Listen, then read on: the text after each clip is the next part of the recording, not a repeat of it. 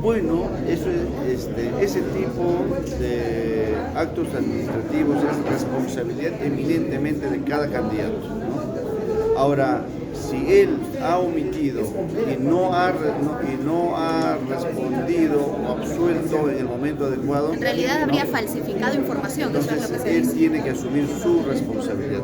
En este caso exactamente no sé cuál es, si es la exclusión o es una multa. Parece que es una multa, ¿no?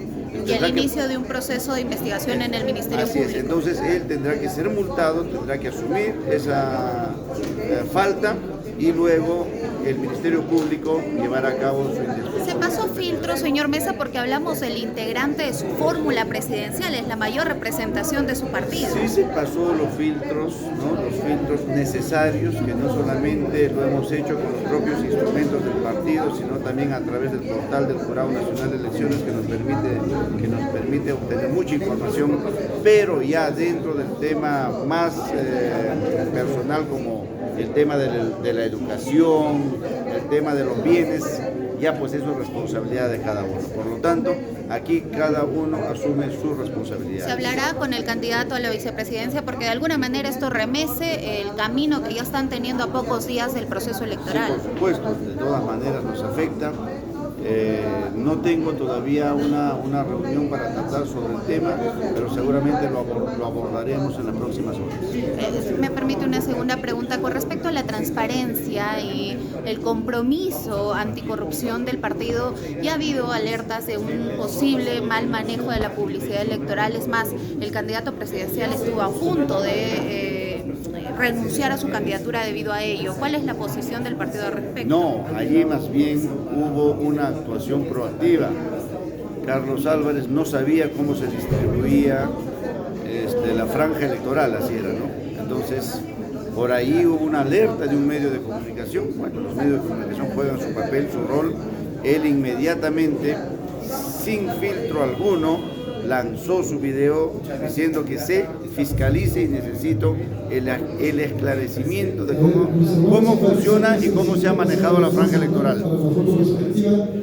En un partido político, ¿no? Cada área tiene sus encargados. Nosotros inmediatamente convocamos a los encargados para que nos expliquen por qué y de qué manera se ha distribuido. Hubo una exposición, un PowerPoint de los encargados frente a Carlos Álvarez, a su equipo, a los miembros del CEN, con evidencias, con pruebas, ¿no? Y quedó totalmente transparentado y claro que no hubo acto irregular, no hubo acto de corrupción, más que tal vez dejadez o más que inexperiencia del equipo a quien se le había encargado el tema de la franja electoral. Pero fue importante porque la población no sabía que era una franja electoral. La población no sabía que el Estado le daba plata a los partidos políticos para su campaña, ¿no? Y Carlos Álvarez dio un paso ejemplar porque abrió la caja de Pandora y se armó todo un debate, no solamente en las internas de País para Todos, sino en todos los partidos. Señor Mesa, hay un segundo proceso judicial contra usted por peculado en su gestión como alcalde. Usted cuando dice que llega al Congreso va a tener inmunidad. ¿Acaso está buscando impunidad para sus casos? No, de ninguna manera.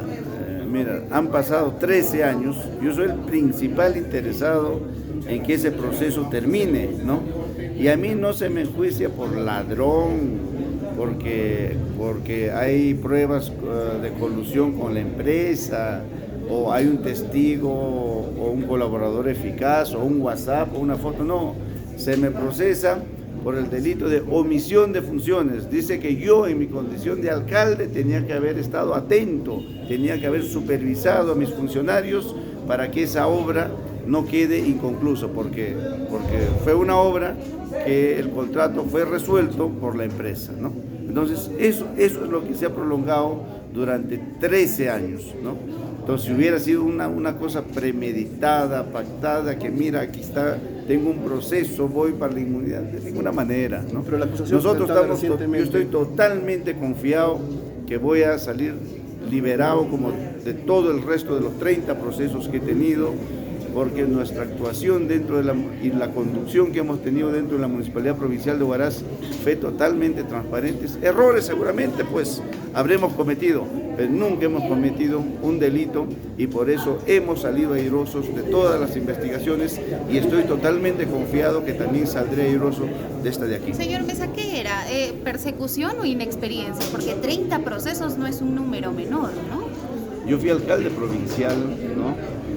Y alcalde de provincial de Huaraz, una región con canon minero, donde la competencia política es muy feroz y donde una discrepancia política no se lleva al terreno del debate, se lleva al terreno de la judicialización. ¿Era un perseguido entonces usted? No, de ninguna manera. A ver, cuando tú le haces la demolición de un cerco perimétrico al vecino por invadir la vereda o el área verde, te denuncia, ¿no?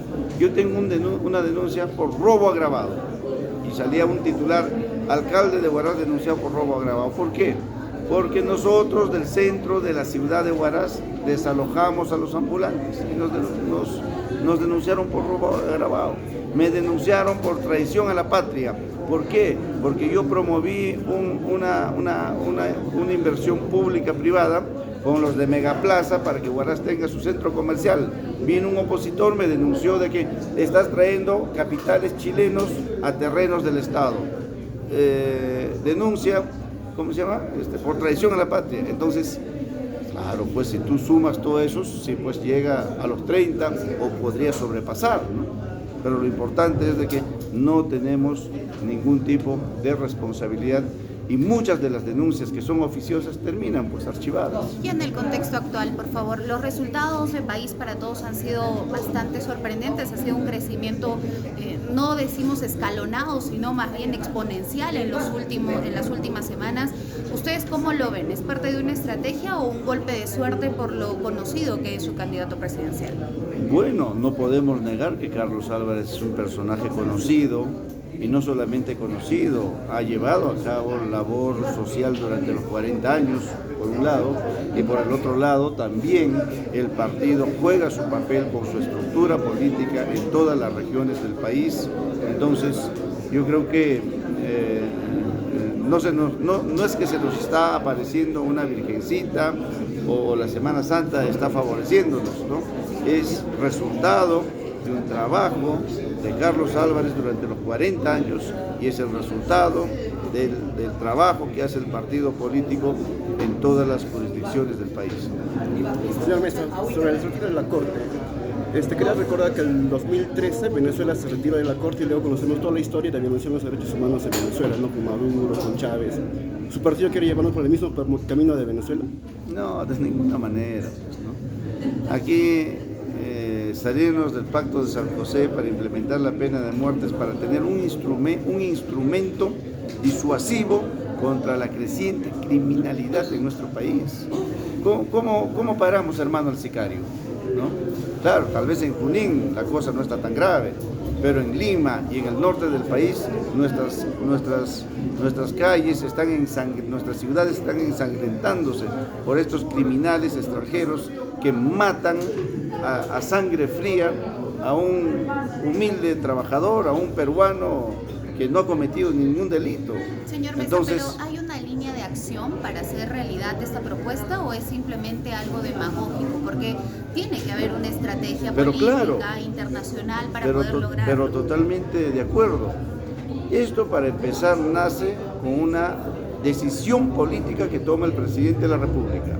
El presidente de la República somete a su Consejo de Ministros, el Consejo de Ministros lo aprueba y eso lo envía al Parlamento. En este caso le corresponde a la Cámara de Senadores.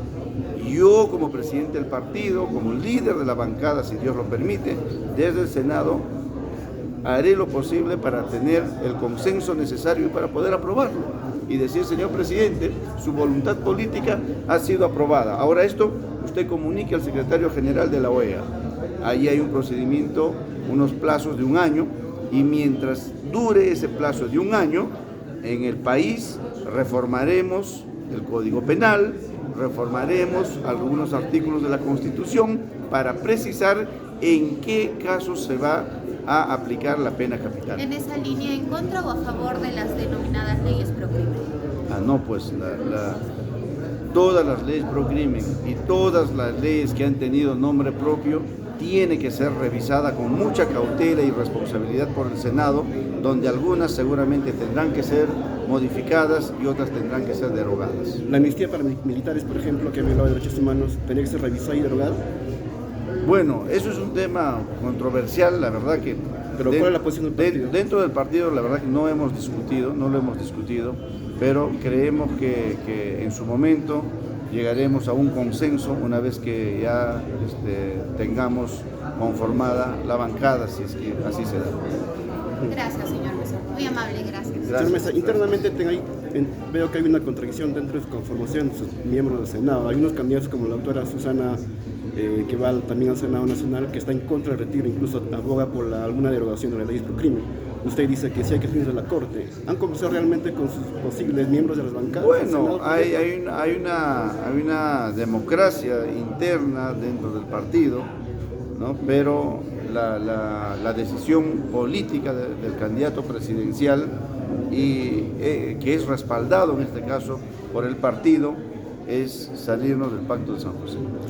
Y si ahí hay alguna voz diferente desde la Cámara de Diputados, de senadores, se le respeta, pero esa decisión está tomada.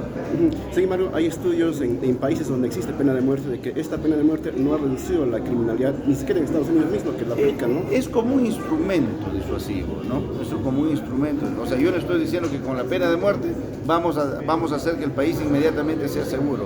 Es un instrumento disuasivo, ¿no? Y la pena de muerte, ya los académicos y los intelectuales en las democracias más avanzadas ya lo están, nuevamente los están debatiendo, nuevamente lo están debatiendo, ¿no?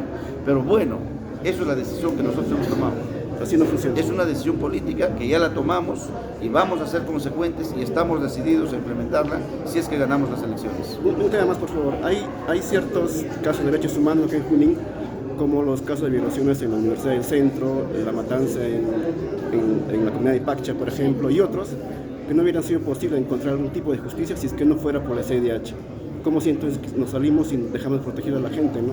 Bueno, reforzaremos los juzgados de derechos humanos aquí dentro del país para que no necesariamente nuestro país esté recurriendo a instancias internacionales, sino que también aquí podamos tener juzgados muy potentes que puedan garantizar los derechos de la persona. ¿Y qué hacemos si la justicia interna no funciona? Bueno, son casos hipotéticos, ¿no? Son casos... Pero es que no funciona, por ejemplo, el caso UNSP y otros casos Cantuta, por ejemplo. Como le vuelvo a decir, para usted no funciona, pero nosotros ya tomamos esa decisión política. Funcione o no funcione, hemos decidido. ¿La señora Boluarte debería ser juzgada por el caso de las muertes, por ejemplo? Pero por supuesto, nosotros yo seré el primero en impulsar una comisión investigadora desde el Senado, porque no es posible que haya habido más de 50 muertos y nadie dice nada. Nadie conoce en qué situación está la investigación. Entonces hay que darle un impulso desde el próximo Parlamento. Bueno, gracias. Bien, ahora sí me toca.